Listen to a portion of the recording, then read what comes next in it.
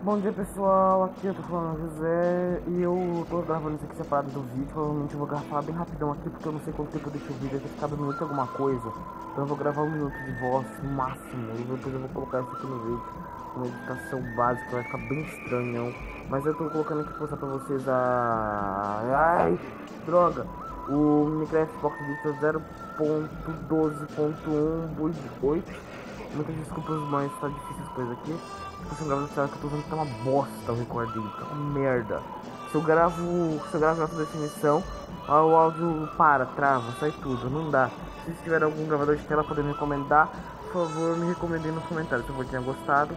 Eu vou deixar aqui embaixo o download.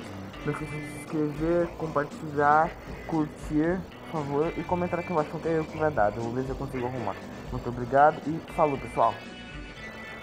Bom dia pessoal, aqui eu tô falando José e eu tô gravando isso aqui separado do vídeo. Provavelmente eu vou gravar bem rapidão aqui porque eu não sei quanto tempo eu deixo o vídeo, deve ter ficado um minuto alguma coisa.